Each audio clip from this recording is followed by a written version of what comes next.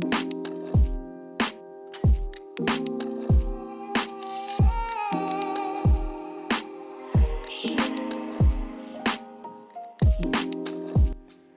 everyone and welcome. Thank you for clicking on this video. Today I want to talk about what things you should not do during no contact.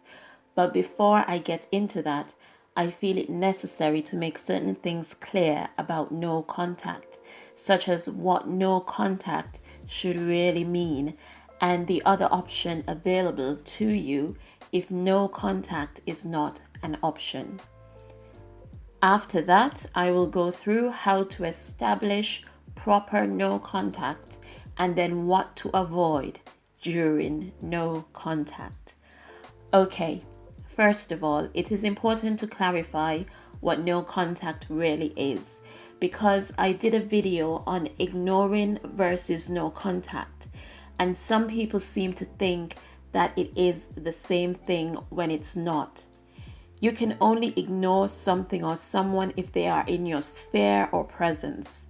Ignore basically means to refrain from noticing or recognizing someone or something, or not to give that someone or something attention. When you ignore a narcissist, it means that for whatever reason, they are still around, but you are not fueling them. It could be you have shared custody, or have to work with them, or even worse, live with them. Basically, once you still have to see or speak to a narcissist, that is not no contact. But we see that limited contact or ignoring the narcissist is another valid option aside from no contact. And it's where you only deal with them if and when it's necessary. But the aim is to actively ignore them and not fuel them or provide them with any narcissistic supply.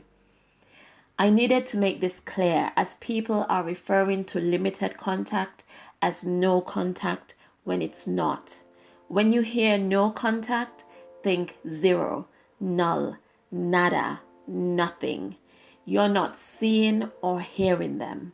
When you go no contact, it means there is no way for the narcissist to reach you. So, to establish proper no contact, you need to carry out some specific actions.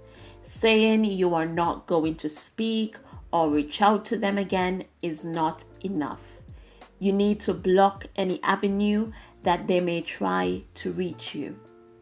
That would mean blocking and deleting their number, blocking them on all social media, or completely deleting your social media accounts.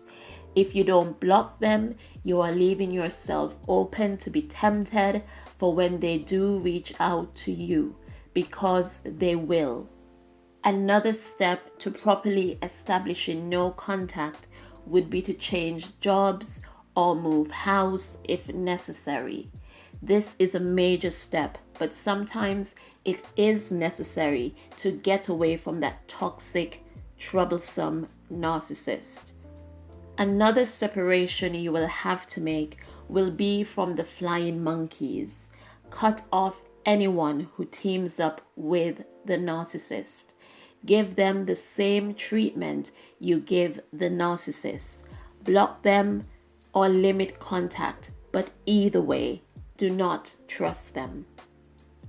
Once you have established no contact, you should avoid speaking of the narcissist to anyone or asking about them. Focus on your healing and development, because you may end up speaking to someone about the narcissist who is actually a flying monkey that you did not spot. It's best to act as if they do not exist.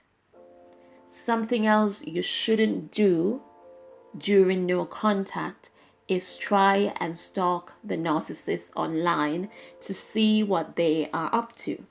As curious as you may be, you don't want to get caught up in becoming obsessed with the narcissist and what they are up to, that will just be slowing down your own progress and recovery.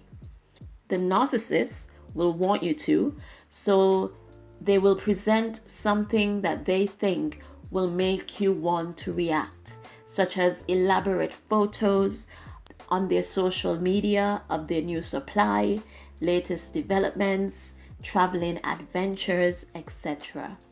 And that is why it is important to fight the urge to check upon them. So to conclude, we need to understand that no contact is closing all doors and cutting all ties that can lead back to the narcissist. Is that what you are doing? Have you really gone no contact? Some serious, even life-changing decisions have to be made when going no contact. If you go no contact, just be sure to hold your ground, focus on your recovery, and resist checking on the narcissist. Going zero or no contact is the mantra that is being pushed, but for many it is not an option. That is why other coping or surviving mechanisms are needed. No contact from all narcissists would be ideal, but that is currently not possible. So it is important to note that the no contacts you establish are only limited to the narcissist personal to you at that point in time. You have to remain vigilant to avoid getting entangled with any future narcissists. Narcissists are everywhere. All you can do is try and keep a good distance between you and them so that they cannot get close enough to hurt you.